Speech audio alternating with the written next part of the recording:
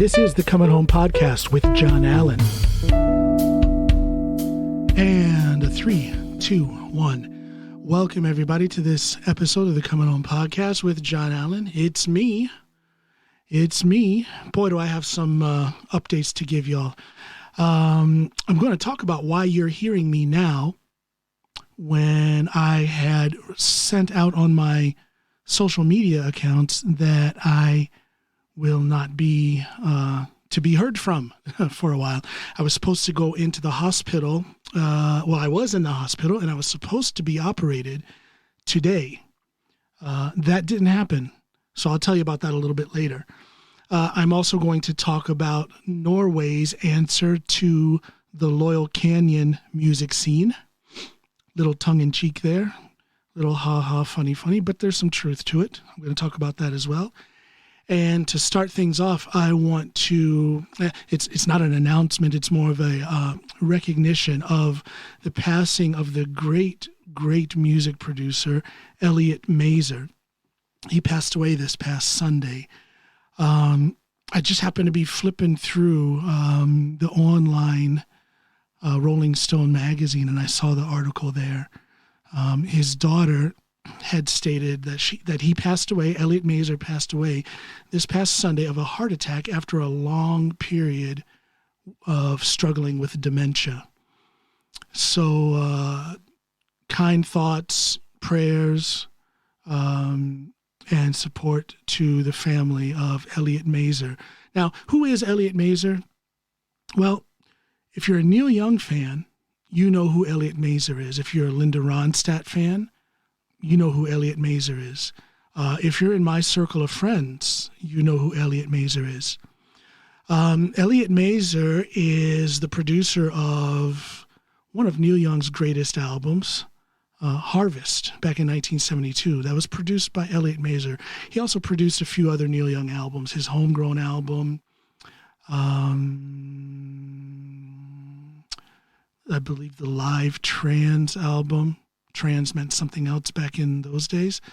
But he was very much involved in Neil Young's music off and on throughout the years. He also produced Linda Ronstadt. He was integral in some of the best of albums of Janis Joplin. I believe he actually produced one of Janis Joplin's albums before she died. And Elliot Mazer was also the sound engineer for the band's Last Waltz live concert film. So that's Elliot Mazer. Elliot Mazer is also the man who we brought to Norway to produce a fantastic piece of work that I am so proud to have been a part of. The solo country album debut release, of my good friend, Norwegian country artist and rock artist, Øystein Remme. It's a beautiful story. You know, Øystein he's well known all over Norway. I wish he was known all over the world. Can you say royalty check? For me, that is 50%. 50%. No, Øystein, he had a strong desire to come with a country album. Now, he's part of the Remme Brothers band, and they play rock, like blues rock, country rock, like old school 70s classic rock. And I was fortunate enough to be the main lyricist for the Remme Brothers band. I wrote the lyrics for their entire first album, and I wrote about 60% of the lyrics on their second album. Check them out, Remme Brothers Band. That's Remme, Remme, M as in Mary, Remme Brothers Band. Check them out. Check out their two albums. Fantastic, solid, classic rock sound, if you like that sound. It's, like I said, it's been a privilege to write for those guys. And from there, of course, I got to know Øystein. And Øystein wanted to come out with a solo album, and he did that.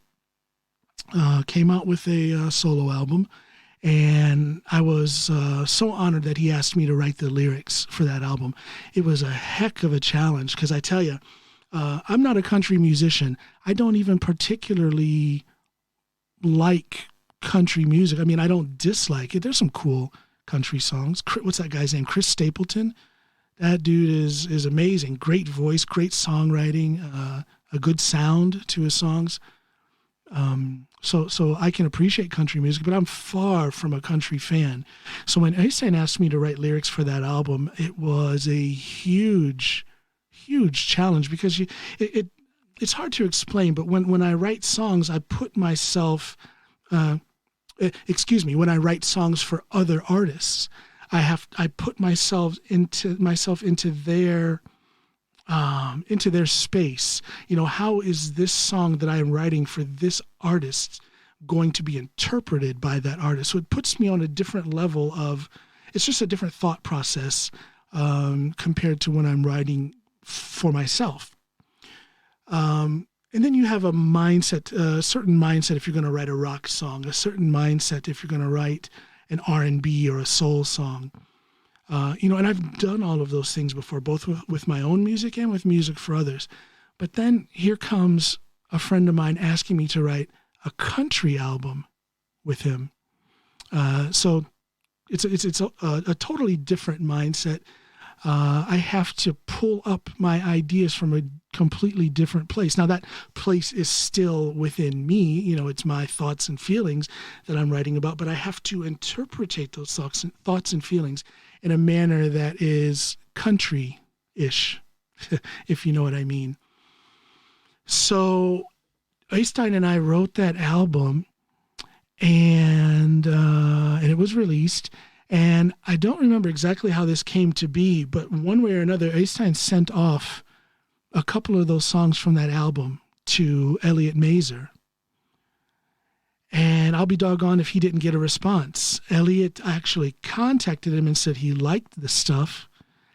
Øystein and Elliot Mazer had a couple of phone calls, and the next thing I know, Øystein is calling me and saying, Elliot Mazer is on his way to Norway. We are going to produce another album. You know, on the strength of those two songs that he sent to Elliot, it impressed Elliot enough to where he was willing to come here to Norway and produce a new album that Øystein and I were going to write. Well, you talk about, you know, head in the clouds, euphoria, the big wow feeling. Because Neil Young, it's always been Prince and Neil Young who are my two favorite artists. And to imagine that someone who is that much embedded in the world of Neil Young's music, to imagine that he would be coming here and I would have the opportunity to work with him, wow. Wow. So this was back in 2015 or 2016. The exact dates escape me, but I want to say we released Øystein's album in 2015. And by the time Elliot came here for the next project, 2016, I believe it was that Elliot came here. I can't describe to you guys how excited I was. Elliot had flown in and he was waiting at, we have this place here in the city. It's called G60, which is basically the street address of this place. The G stands for Grönland. G60 is the name of this place. It's a music gathering place with practice location, practice rooms, small concert stage. It's a gathering place for the young and old, I guess, musicians in the city here. So Elliot had come in and he was there, and Øystein and I were to drive there and to meet him. So my excitement, and this place is just like 2 minutes down the road from where I live. So imagine my excitement as I drive there, I get there, and I go into the room, and there he is, Elliot Mazer, sitting, just chilling out, obviously a little tired from the international flight from his home in North Carolina and out here to Norway. A little tired, a little worn out, but the warmest smile that he gave me, and he asked me, he says, "Who are you? Are you you in the band?" I said, "No, I'm not. I'm not in Øystein's backing band, but it's I'm the one who wrote the lyrics for his first album, and of course on the songs that you heard." And Elliot kind of perked up a little bit, and then he complimented me on my lyrics. He said, "Fantastic songwriting there, son." He called me son, and he complimented my songwriting, and it just. I don't know, besides being in the front row at a Prince concert and watching Prince sweat on Snoopy as we were there at the side of the stage, I would probably have to say that compliment from Elliot is probably the greatest musical moment that I've ever had in my tiny little unknown career.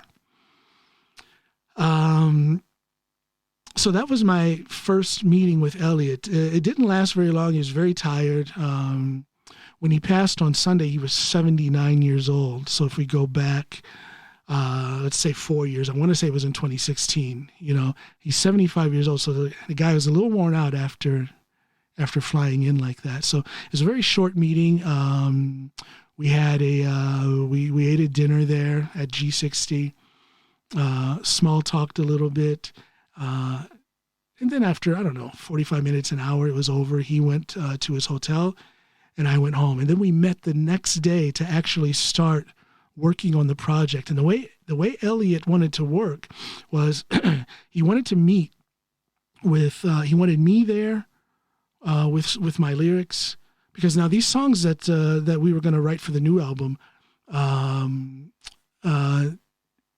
it was going to be a partial reproduction of Øystein's first album, and then we had a handful of newer songs that we were going to show to Elliot and get out there. So I show up with my lyrics, and Øystein was there with the acoustic guitar, and his brother Henning was there with an acoustic guitar. So Elliot just wanted to hear them play just those rough demos of songs. He wanted to hear it, get a feel for the music. I'm sure he's putting his producer's hat on and just kind of figuring out what kind of a sound picture he was going to help create.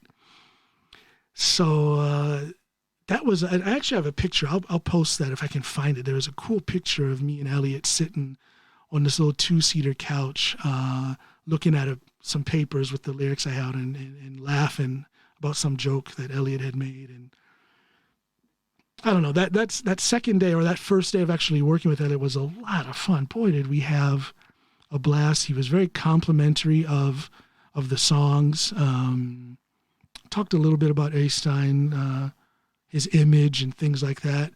And I remember he was very impressed with Henning's guitar playing. It was just a little acoustic guitar, but just the phrasing that Henning did. And I got to say this, Henning Remme is, besides being a cool cat, one of the best guys I've ever known in my life. He's actually the first friend I made when I came here to Norway. But besides all that, he truly is one of the best. I put him in the top 3 guitarists here in Norway. Henning could go and walk on any stage in the United States, and play with any guitarist over there, guaranteed. So shout out to Henning. So that was the first day of working, and then the third day, we went to shout out to Lars Voldsdal. We went into his studio out in Spydeberg here in Norway, a couple hours drive away. And we went out there with the band and everything. And I'm going to tell more of that story a little bit later at some other point on some other podcast.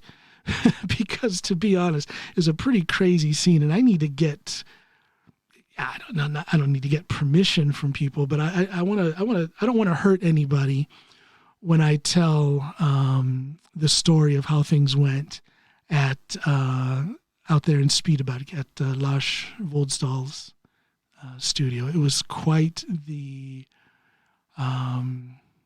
let's just say it was quite the rock and roll experience. But one cool thing about that is the session got cut short. I I think we only worked for about an hour or two. It was supposed to be like an all afternoon, all evening, maybe late into the night type of thing. But we only worked for a couple hours and then it got cut short. Again, I'll go into that, why that happened at some other time. It's just a great story. I just need to think it through and talk to a couple of people because I don't want to hurt anybody. I don't want to be I'm not a gossip columnist. I'm not a gossip columnist. So I need to get it straight before I share that with everybody. But it's a story that needs to be told. So anyway, session gets cut short. And guess who got to drive maybe 2.5 hours back to the city alone with Elliot? Yours truly, me. I got to have a couple hours alone in a car just talking about music with Elliot Mazer. I'll never forget that. I won't say that this is tooting my own horn because Elliot was doing the tooting, and don't read into that. Elliot was tooting my horn because he went on and on and on about songwriting and about why he felt that I have a future when it comes to songwriting. And I tell you, it's one thing to be sure of yourself, to be sure of your craft and have confidence. It's one thing if I, play one of my demos for Snoopy or for the kids or for some of my friends. And believe me, I appreciate their support. But when somebody like Elliot Mazer, he has no reason to try and blow smoke up my behind. He had no reason to lie to me. And he's singing my songwriting praises. And remember, this is a guy who's worked with such a prolific writer as Neil Young. I will never forget, whenever if I have a period of writer's block, or if I start to question myself when it comes to songwriting, I always go back to that conversation or to that part of the 2-hour-long conversation I had alone with Elliot Mazer. I'll never forget it. So thank you for that, Elliot Mazer. When it comes to the work that we did with Elliot, there's a reason why it's not out yet, but I will tell you that it's coming out. And oddly enough, I don't want to get ahead of Øystein and any announcements he wants to make, but we have had plans we've been actually working specifically and concretely towards the release of the work that we did with Elliot for the past, couple months, something like that. And it's just a rather unfortunate coincidence that Elliot has passed this past Sunday. So hats off to the legend. Hats off to Elliot Mazer. Much love and support goes out to his family. The music world has lost yet another legend, and I am so honored to have gotten to work with Elliot. We had a joke. I'll say this in closing. During that time that Elliot was here, we got to joking and laughing. I mean, I had a real good tone with Elliot. Not everybody did. I'll tell you that. Let me say that. This is a precursor to the story I'm going to tell later about these sessions with Elliot. I had a great tone with him, but most everyone else did not. But we got to joking, and I said to him, isn't it something that we're working together? It takes a Jew and a Black American to bring good country music to Norway. How about that? And he laughed so hard. So it was a good feeling to make somebody like that chuckle a little bit. And of course, that is a joke because there's plenty of good country music here in Norway. It's just that my music with Øystein Remme is a little better. Okay? To follow this music thread, I got to take a pause here. Snoopy came into my studio where I'm working. I need like a neon sign that flashes in red on the door. Recording or broadcast in process. Snoopy comes into my studio and she's standing over the space heater I have beside me. Are you cold, Snoopy? I'm cold. She's cold. And I'm sick. And she's sick. She got her second vaccination. Oh my goodness. She got the vaccine, the first, this is the one where we have to have 2 shots. She got the first one, a couple weeks ago, and no problem. 3 weeks ago, and no issues whatsoever. Then she got the other one. Then she got the other one yesterday, the second shot, and it laid her out, knocked her out. Late last evening, I don't know, maybe around, I don't know. She started feeling a little droopy probably around bedtime, 10, 11, 12, midnight, something like that. And fever and everything. She felt like a hot brick laying beside me in the bed. I could feel the fever.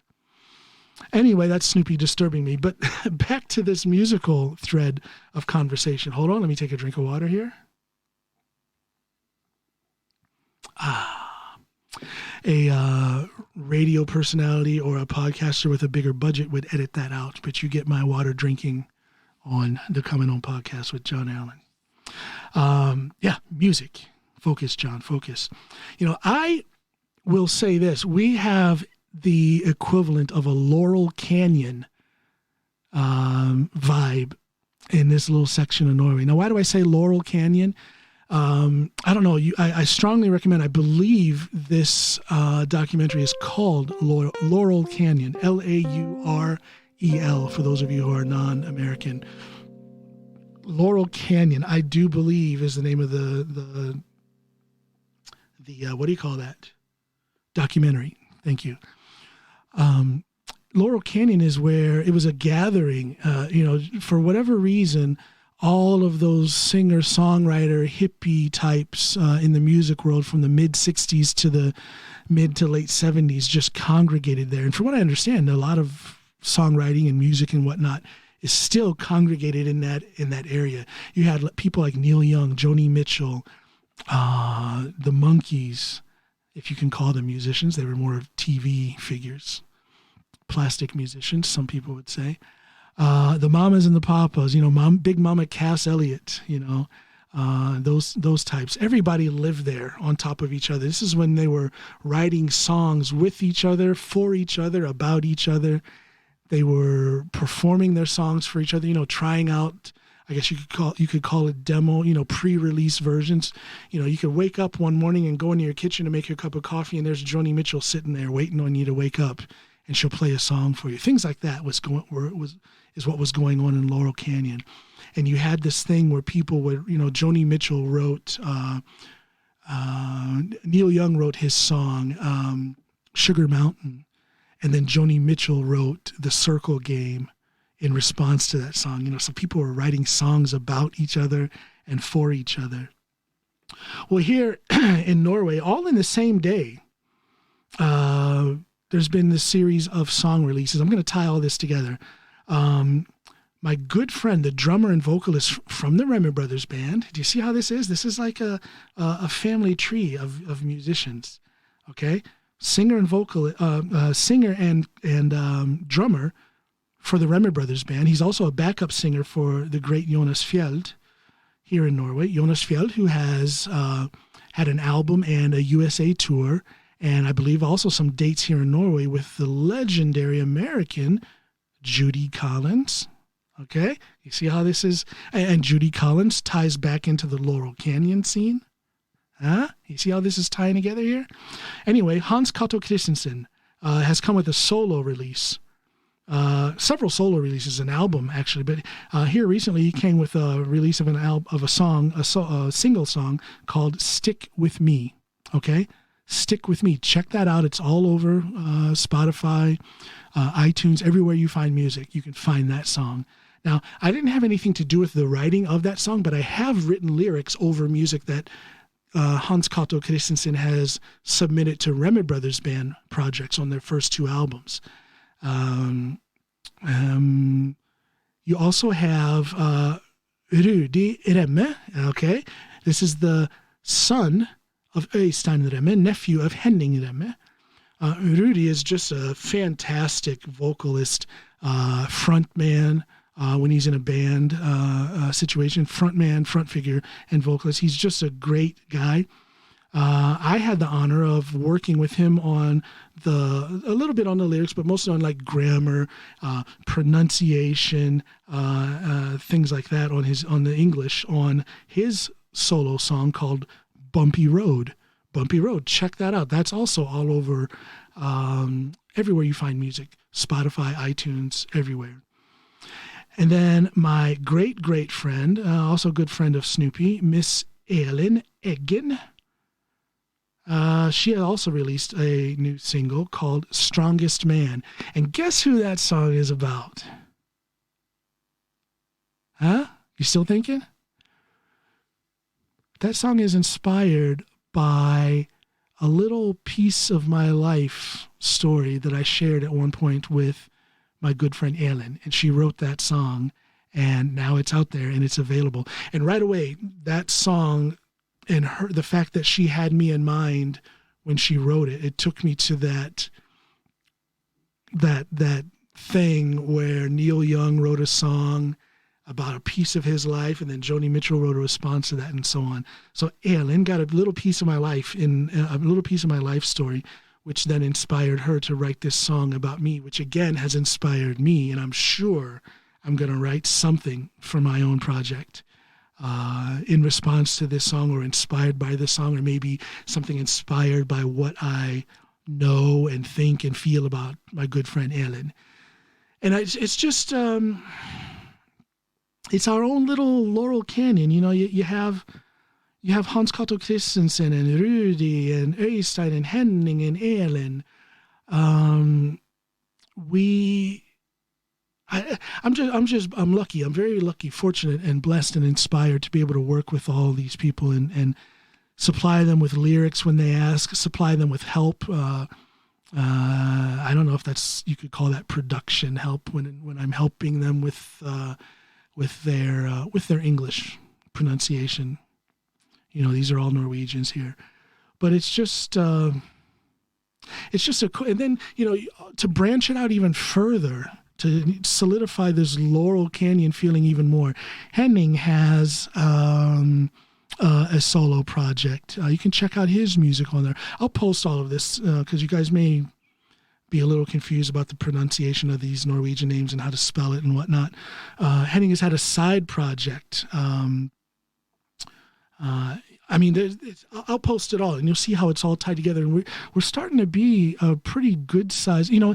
And let me say this: in Henning's solo project, and in Rudi's solo project, and in Elin's solo project, there's also all of the musicians behind them. Both in the studio and live. And it's this collective, if you will, of musicians and vocalists and artists and songwriters in this area. And I think it's a cool thing. And I don't know, these people may not even be as aware of this as I am, but the fact that I'm kind of sitting amongst them as this vocal coach, as the lyricist on a lot of these projects, I am very aware, of course, aware of who I am connected with in a songwriting cooperation, in a songwriting co-op, if you will. And it's just a beautiful thing. It just, it makes me feel good. It kind of distracts me a little from writing my own music. Yet again, I'm in that situation where I'm pushing my own project to the side, but it's still music. It's still creating. It's still, I still get to express myself. And I love the challenge. I love the challenge of writing for another artist. It's to me, it's much more difficult than writing for myself. You know, when I'm writing for myself, I feel what I feel. I think what I think. Here's what I want to express, and here's how I want to express it. And then I write it, and it's what I want. But it's not always that easy. You know, I've had artists return songs to me and say, hey, I don't really, you know, can we change this? Can we change that? A word here, a phrase there. But when you have that open communication with them, especially when they're a friend, it's so easy to take that, that rejection, that partial rejection of what my vision was for what the song should be, and then adjust that so that it vibes with the artist's view or vision or thoughts about how it should be expressed. So it's a challenging situation. I love that challenge of songwriting for others. It's just a lot of fun. So it's really cool. All of these people within my little circle of musical friends releasing music all on the same day.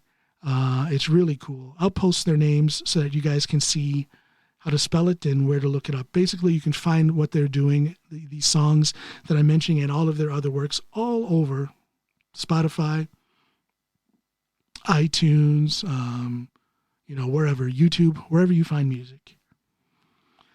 What else? Yeah, this whole operation, this whole surgery thing, I got kicked out of the hospital, you guys. You want to hear about that? For those of you who are following, who are steady followers of my social media, I had put up a post on Facebook about how I was going into the hospital. I was supposed to be operated today. It didn't happen. Why? Why didn't it happen? Good old COVID. COVID to the rescue. To the rescue? Yeah, to the rescue. It's kind of good to breathe a little bit. Let me back up. About a week ago, actually less than a week ago, I don't remember what day, less than a week ago, I found out. Now, I've talked about my shoulder problems before. For those of you who don't know, maybe you're a first-time listener to the Coming Home podcast with John Allen. But I've spoken about these shoulder problems that I've had. I've had 7 or 8 or 9, I don't know how many operations on my shoulder. Serious problems there. And the last operation was in May 2019. And it has been one big ball of fiery pain since then. I mean, my shoulder is jacked up and the pain is almost off the charts. Such that my surgeon, the great lady who did my shoulder surgery, she did actually the last, three shoulder surgeries, something like that. Dr. Lundgren, Kirsten Lundgren at Lovisenberg Hospital. She's a great woman. She's probably not listening to this, or are you listening to this while you're cutting somebody up? If you're listening, Dr. Lundgren, hello, shout out, and much love. But anyway, because my pain was so bad in my shoulder, and we couldn't really figure out why I was having so much pain. I mean, I'm talking shoulder with numbness down the arm, my trapezius, my whole shoulder blade, and up into the left side of my neck, just on fire and getting steadily worse. So she gets me into a MRI, and what do they find? Well, my neck is doing the old zigzag. I got a prolapse, a pretty ugly looking prolapse. What was it? Between C5 and C6, I believe. Now, I never would have thought that I had a prolapse. I'm thinking that's what old fat guys get who don't exercise, which is what I have actually become the past year. No, but seriously, I never would have thought that that my pain was because of a neck problem, because I'm thinking if I got a prolapse in my neck, I would remember something that happened that would have caused it. But there's no episode over this past year that arises where I can say, hey, that is where it happened. I injured my neck. So it's a weird thing to have this, but it was so bad that they got it arranged to rush me in for basically an emergency surgery. So into the hospital on yesterday in Oslo. They get me all ready, and the surgery was supposed to be early this morning on Friday, 9 or 8:30 or 9 a.m. today. But then late last night, the surgeon comes in, great guy, comes in and tells me he's sorry, but they're going to send me home because they know for sure that they cannot do the surgery tomorrow, meaning today. And that it's because they had... It's a combination of having, the type of operations that are in line. I guess they have to prioritize, and also because of COVID-19 and personnel issues. Being able to staff for my operation. So people are going to think I was digging for sympathy or something because like 100 and some odd people, like 110 people responded. And I put a lot of humor in that post. I asked people, or I told people I'm going in to get operated. What is the operation going to be? 1, for a shoulder issue, 2, for a neurological issue, 3, for a penis reduction, 4, yeah, I don't remember whatever, I put some humor in it. And of course, it stimulated to a lot of conversation and a lot of jokes, but a lot of sincere well wishes from some of my friends and some of my social media friends. There is a difference. And I appreciate it. Thank you all for those messages of goodwill. But and I will save it all up. I'll save it all up. I have today to chill out, Saturday to chill out, Sunday to chill out, and then Monday I go in. I think it's that I go in the hospital on Monday, but I think the operation will be, I don't think it'll be on Monday. I think it's going to actually be on Tuesday. So be warned, be forewarned. We have this episode. I have one more episode that's pre-recorded that I'll put out on Sunday. And after that, it might be about a week, 10 days before you guys hear a new episode from me. They say that a lot of people, when they get operated for these neck things, replacing discs and whatnot, a lot of people are up on their feet. You're under observation for 6 to 8 hours. And then a lot of people go home. Sometimes you spend one night, but you go home the next day and you're good to go. Some people need minimal with painkillers afterwards, and people are back to work, a week, 10 days afterwards. So we'll see. We'll just have to see. This is not strenuous work to sit here and talk into a microphone, but I don't want to promise that I'm going to continue with my 2.35 episodes per week. I can't guarantee that I'm going to do that for the next week or two. So we'll just have to see what happens.